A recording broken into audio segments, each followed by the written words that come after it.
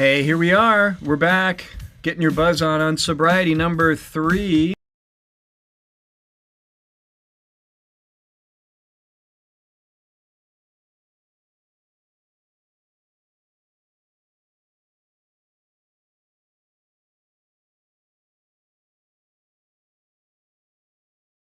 Hey, here we are. We're back.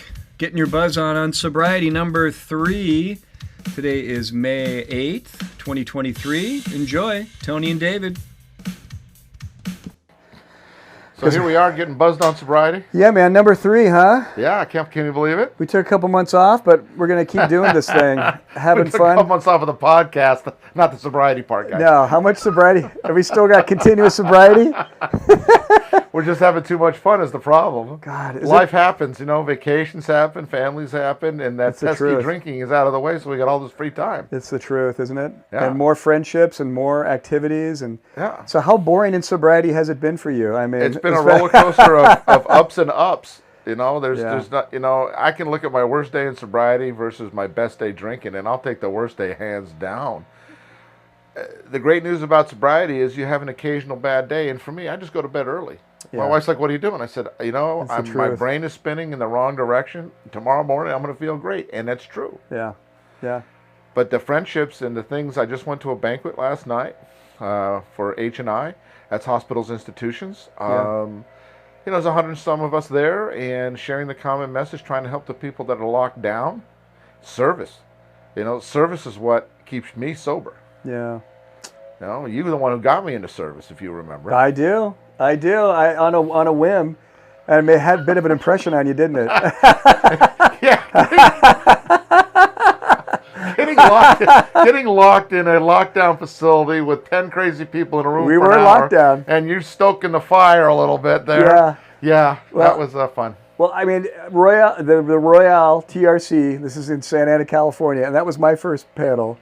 And that's, it's a psych ward, simply put. Yeah. And I remember walking into that thing, and the doors were thick, but there was a smell that I heard, and I go, yeah, it was so new, and it was so different than the traditional component. But I'm going to back that up, though. But kind of like what your experience, and I got you into it. I remember I was in Irvine, California meeting, and I was talking to Jim, the pilot. And he's dead now, but Jim was so funny. And he was this rock solid guy. And he goes, "I just got out of jail doing an AA meeting." And I'm like, "What? That sounds terrible." And he goes, "Yeah, I go into jails for AA." And I thought that was this weirdest thing. I could have never imagined wanting to do that. And I've been doing it 20 years. You've been doing it 15 years. God, it's right. What does it do to your sobriety? People don't understand. They think when you go into a jail or you do a panel, you're doing it for them. No, you are, but you're also doing it for you. Yeah. Because this is where we talk about getting your buzz on. This gets your buzz on. Because you look at the despair in their eyes and their orange jumpsuits, and you've been there and you know that feeling. Yet you can speak a message to them to give them hope. Yeah. And you walk out of there feeling like $1 million. And then when you see them out of jail, coming to H&I or coming to a meeting, they walk up to you and they shake your hand and they say, "Thank you for coming. I didn't think anybody knew me." Yeah. Or cares. Or cares, right. Or cares. No one cares, and then we show up, and we know what that feels like. It's Right. not about a yellow jumpsuit or a mustard jumpsuit. It's like, look, dude, I care about you, and if you identify, that's the beauty of sobriety, and that's, again, that feeling in your gut, right? Yeah. What does it feel like when you walk out of there? Yeah, And the brotherhood and the sisterhood that we feel. I don't need to know your credit score. I don't need to know how much money you have in the bank. I don't care about any of that. I care that you are a fellow alcoholic in trouble, and I'm here to help you. Because as we've learned in our sobriety, when we've had low points, our fellow alcoholics have helped us. 100%. And people just don't understand that brotherhood and sisterhood where you can make a phone call and 30 guys will drive up to your house right now. Sunday afternoon, 2 o'clock, I'm in trouble. Boom. I remember when Glenn was in the hospital and they said, "Hey, he can't have 65 visitors a day." Yeah, you had a lot of people. It's the same thing. We don't, it's like insurance. You never know when you're going to need it, but it's good that you have it. And AA is the biggest insurance policy there is because you can make a call before you go off the rails. You know, we were reading Vision for You Thursday night at the Men's Stag, and then towards the end of that, of course, it's like Bill Wilson's planting the seed of, you can travel anywhere, and there may be, he's like, I'm hoping, an AA meeting there. Yeah. Because we have now given you the toolkit how to create one. Right. You don't need a sponsor. You don't need, chips. You don't need cupcakes and coffee. Well, maybe you need coffee, but, here's the simple toolkit on how to start an AA meeting. Yeah. And we hope to God you use it. And I feel like part of that is like I don't know, wasn't Bill a Mason Society or? Yeah, he was a Masonic. He's a Masonic, and I feel like that seeped into that. Like vision of what Alcoholics Anonymous is, and now it is so alive and is so pulsating. Wherever we go, that brotherhood, that sisterhood is there for us, and I feel it in my gut. If I'm feeling funky or some spot, I can pull up an app and go into a meeting and literally follow direction home. Yeah. How beautiful is that? Aren't we blessed? I was in Costa Rica and found an English-speaking Costa Rican meeting. Took me 10 minutes. Yeah. Literally 10 minutes to 10 minutes. Look it up on the app. Oh, there's one about 5 miles from here at the hotel. I got a guy to drive me. Costa Rica. Yeah, in Costa Rica. Had no idea. Just walked into the room. Hi, I'm Tony, an alcoholic. And everybody there. Hey, Tony, where are you from? Cool. So great. Yeah, that's the part that people, if I could give anybody 5 years sobriety, they'd never drink again. I know. Because you just don't believe how good your life can be. Oh, it's the truth. I mean, I remember when we met to where you are now. I'm sitting in your house in your private man cave in a wonderfully beautiful house with your wife and kids outside and the swing set and the tree house. And Americana is happening right in front of us. We're living the dream, if you will. Yeah. And I never thought I would have any part of this dream. I was hoping to make it to Tuesday and get a fresh pair of pants when I started. Yeah, exactly right. And now we're just overpaid. And because it's not about money, that's the thing people don't understand. I've had so many people ask me, what do they pay you to come in here? Yeah, I know. You love that. I would pay them if I had exactly. Absolutely right. That's the feeling of, hey, it's not about who you are in the material world, it's who you are in the spiritual world. Well, it was a guy I heard Tuesday, and we were talking, this morning I heard him, an older guy, and he goes, this guy very well off in NorCal, and the kids and the money, and he was in Corona del Mar, blah, blah, blah. He's living in a trailer park in Huntington Beach, and he goes, this is as good as it's ever been. Yeah, right? Because I'm in acceptance of my family situation, I'm in acceptance of my money situation, I have clothes on me, I have food in my shelter, I have a friend I'm living with, 61-year-old guy. He goes, this is not what I planned. But now that I'm sober and I've had a spiritual experience that he's maintaining a daily action, this dude was lit up with sobriety, and lit up with that peace of mind. No matter what situation I'm in, I'm going to be good. And how do you get that? Reading the book drunk. Like, that's what I did. I read it drunk, and I was like looking like, where's the solution? Wait, where's the happiness part? I didn't find it. I went back to my bottle of vodka. And I found some happiness. Some happiness, and the happiness worked instantly. Yeah. And now you taught me, and Tony, I met you, probably 2003 or 4, something like that, I think, was when we were hanging out. Yeah. And, it's being what we're doing right now, which is fellowship. It's one drunk talking to another drunk, sharing feelings, sharing our experience, our enthusiasm. Because that's why we're doing this, recording this thing, and saving these for later, and sharing our friendship and our journey together. And we've had common and inviting others to join us. And it's room for you. Yeah. I love one story. There's always room here. There's always more room. I mean, I'm thinking when I got to AA, I was in these meetings like, I don't fit in here. This isn't my spot. And it's like, dude, there's a million meetings. You'll find stadium. your spot. Yeah, right. Well, even like, I don't fit in here. It's like, that's why we care. That's why it's right. Like, we know you. That's why we created this mousetrap to fucking catch your ass. That's right. We put the golden handcuffs on you of happiness. We dare you to leave. And we've ruined your drinking. Oh, man, it's ruined my drinking. Are you sure about that, honey? That's the whole goal, baby. You're just aware Yeah. of where you're going now. Yeah. You're like, yeah, it ruined the drinking because we took the shield off and your car is going off a cliff. And now we just told you where you're going. Right, now you know. Well, holy shit, I'm going I don't off want to a be in cliff. the car anymore. We're going off the cliff. You were driving before blindfolded. Exactly. Now you took the blindfold. Oh, you see that? That's where you're going. Oh, well, you ruined my drive. Why don't you get on our bus and we'll just ride? And how do we do it, man? Step one, dude. Powerless, just powerless. And that's the hardest part, I think, for most people, because they have a plan. I remember I had many a plan. And as I tell people, you can't think your way into better acting. You have to act your way into better thinking. Yeah. That's why the 90 meetings in 90 days, get a sponsor, take direction. So you're not thinking. You're acting on somebody else's decisions to help you until you build that learned response to handle your triggers, your stress, your everything. And if you can't admit that you're powerless, then you're going to still do it your way. Well, your way got you here. Yeah. I mean, I consider myself fairly intelligent, but when I'm drinking, I'm a moron. Yeah. I make the worst possible decisions known to man. Yeah. Yeah. Well, I take the slightest provocation, like a leaf, and I blow off. Do you want to jump off that cliff? Sure. Do you want to drive drunk? I already have a DUI, so you're driving, but we're going to be drinking. It's your turn. That sounds like a great idea. And I bought that. I bought that Cadillac. I love that. Hey, I've already got one DUI. You don't have any. It's your turn, man. It's your turn. That sounds like a great idea. Wow. Yeah, I got a DUI that night. So that's great. I joined the club. I love the thing about sobriety to me that is so much fun is even with newcomers. I've got a couple newcomers that I make a deal with them. I said, we're going to talk, and we're always going to talk about the truth. And they're like, okay. And then I'll ask them a penetrating question, and they'll be like, I said, truth. You can ask me, and I'm going to ask you.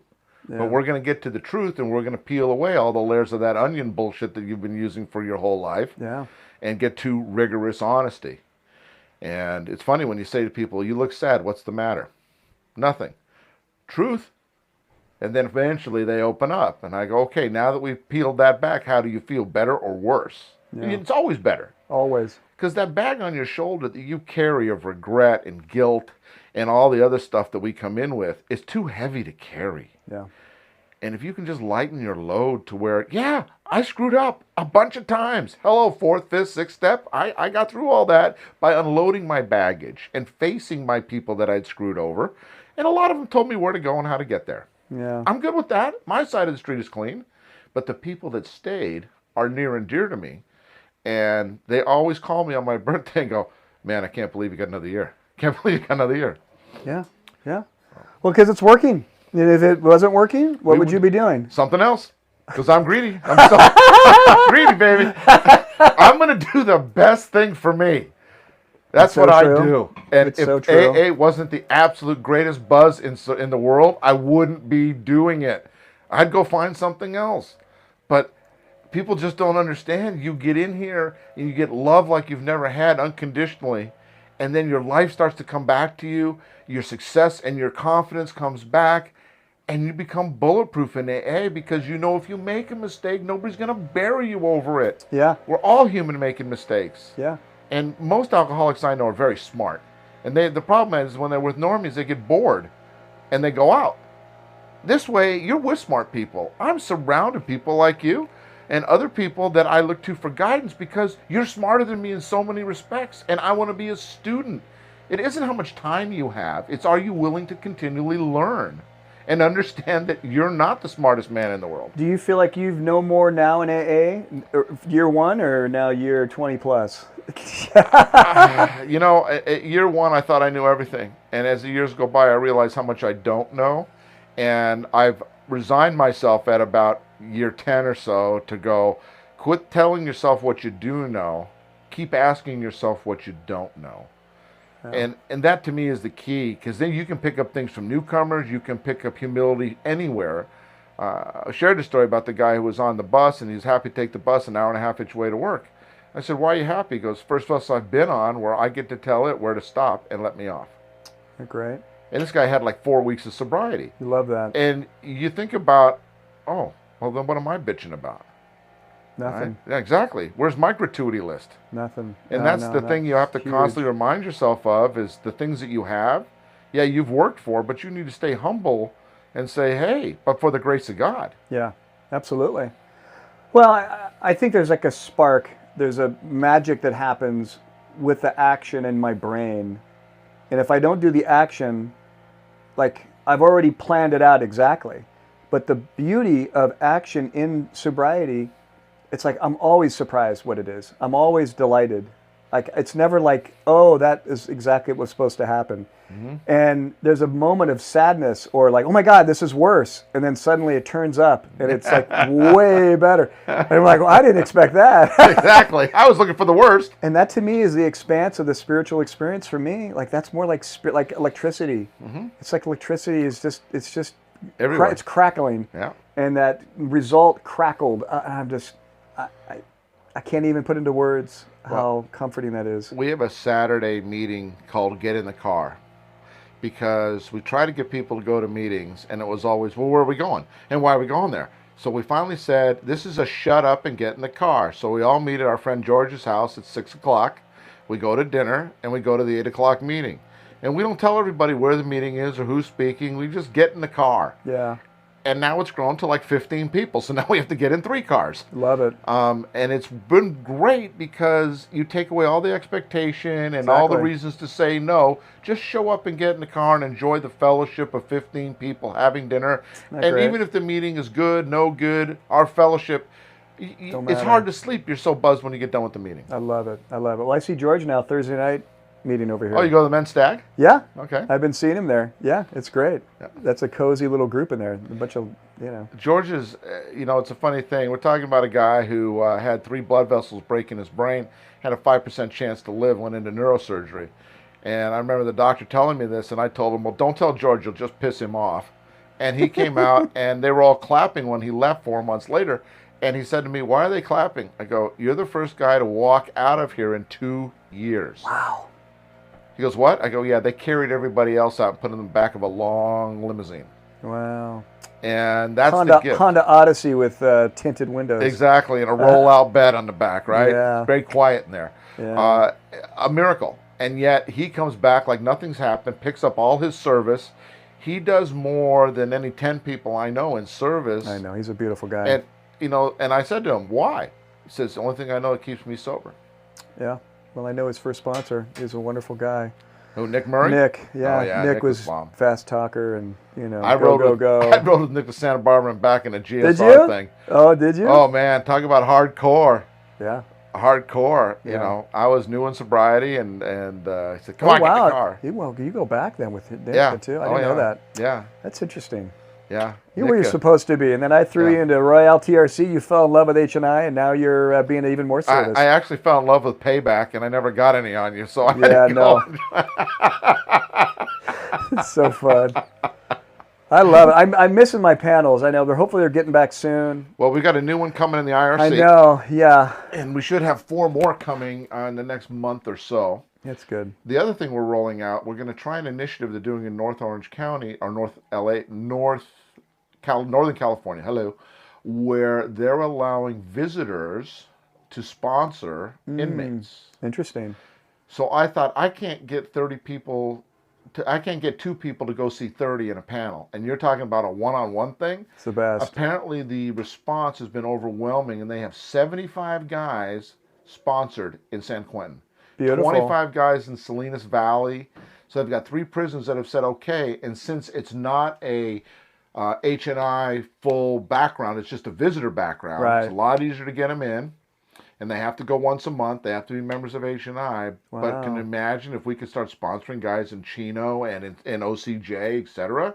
Yeah. So Awesome. we're going to try to roll that out to Chino. And Imagine when we get leaving there. jail with working the steps and staying away from the Pruno and the God knows whatever they smuggle in there.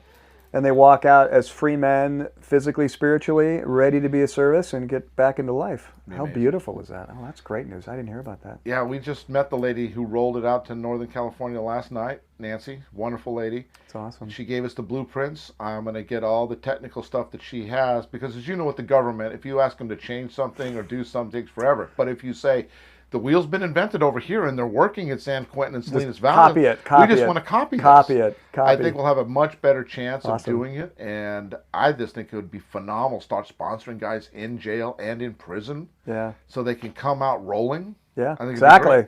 Because you come out of jail and your drug dealer phone number has already been He's already waiting. somehow yeah number he's one with waiting the for you. star. He's the only guy to come pick you up. Exactly. Rather than a friend at Alcoholics Anonymous pick Exactly you up right. and get your ass out of there. So Exactly right. that's cool, man. Well, this has been a great session. I love Awesome, baby. Great seeing you as always. Thank you. And we'll I'm keep- Tony. He's David. Yeah. And we're buzzed on sobriety, baby. Woo! We'll see you guys Peace next and time. love. We'll see you. Bye now. That's great. That was good. How long were we? I think we do like 25 minutes? 20 minutes. Oh,